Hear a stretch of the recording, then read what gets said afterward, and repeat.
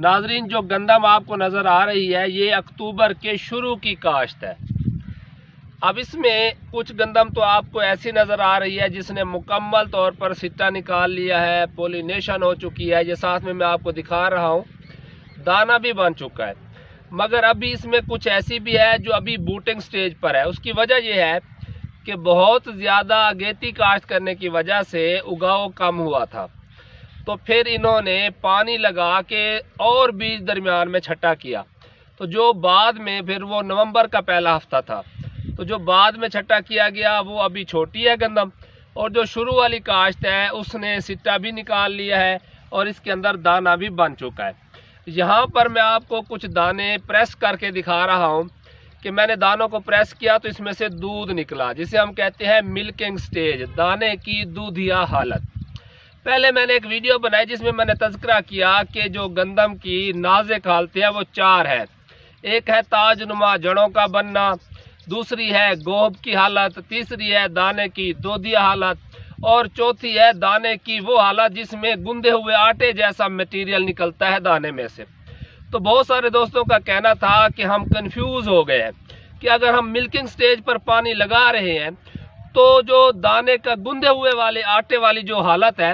تو جو دانے کے گندے ہوئے آٹے والی حالت ہے وہ تو 2-3 ہفتے میں آ جاتی ہے، تو پھر اس پر بھی کیا پانی لگانا ضروری ہے؟ تو اس حوالے سے آج آپ کو بتانا تھا کہ دراصل جو 3 حالتیں میجر ہیں، تاج نما جڑوں والی، گوبھ کی حالت اور ملکنگ سٹیج، ان پر عموماً پانی سفارش کیا جاتا ہے۔ اور رہی بات پانی لگانے کی، تو ضروری نہیں ہے کہ آپ کی زمین فل تار میں ہو گوبھ کی حالت پر اور پھر بھی آپ پانی لگا لیں۔ جو اصل ٹیکنیکل بات ہے وہ یہ ہے کہ ان حالتوں کے اوپر جو خاص کر پہلی 2 حالتیں ہیں، تاج نما جڑوں کا بننا اور اس کے بعد گوبھ کی حالت، ان حالتوں کے اوپر فصل میں غذائی قلت نہیں ہونی چاہیے اور فصل کے اندر پانی کی بھی قلت نہیں ہونی چاہیے۔ بالکل اسی طرح جب دانے کی دودھیا حالت آتی ہے، آپ نے پانی لگانے کا ارادہ کیا، اور مرے میڈے در رکھ تو دفع کر آندھی پئی ہے، میڈا پہ چہرہ کر آندھا پہ سارا آندھی پئی ہے تصویر میں پتہ ہے، دیکھ کنی نہ آندھی کھڑی رہے، کنی کہہ نہیں مکمل پوری صحیح رکھ، آپ یہ نہیں دکھاونا، یہ بعد وچ آ ویسی پیچھے پوری ویڈیو ہے سارا۔ بس چلو میں کٹ گنسا کٹے نہ چلا لے۔ مثال کے طور پر دانے کی دودھیا حالت ہے، آپ نے پانی لگانے کا ارادہ کیا، اسی دن بارش آ گئی، تو پھر اس کا مطلب یہ نہیں ہے کہ آپ نے پانی لازمی لگانا ہے، یا آپ نے گوبھ کی حالت پر پانی لگایا اور آپ کی زمین زیادہ دیر تک وتر رکھتی ہے، اس کے بعد ایک آدھی بارش ہو گئی تو ہو سکتا ہے آپ کو دانے کی دودھیا حالت والا پانی بھی نہ لگانا پڑے۔ یعنی بہت سارے ایسے بھی علاقہ جاتے ہیں جہاں پر کلئی نیچر کی زمینیں ہوتی ہیں، 2 پانیوں پر بھی گندم پک جاتی ہے،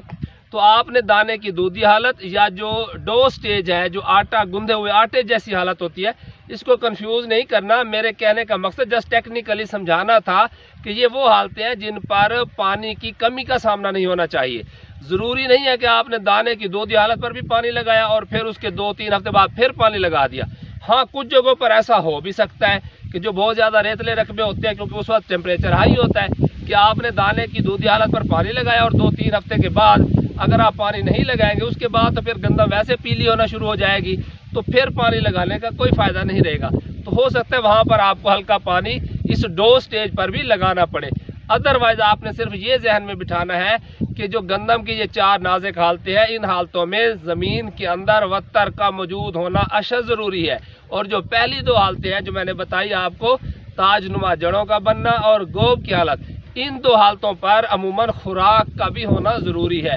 یعنی اس کے بعد عموماً جو ملکنگ سٹیج ہے وہاں پر ہم خوراک دینا ریکمینڈ نہیں کرتے، زمین کے اندر کھاد فلاٹ کرنا ریکمینڈ نہیں کرتے، اور نہ ہی ڈو سٹیج پر، لیکن جو پہلے 80-90 دن ہے اس دوران خوراک بھی دی جاتی ہے اور پانی بھی لگایا جاتا ہے، یا زمین وتر میں ہے تو پانی آگے پیچھے بھی ہو جاتا ہے۔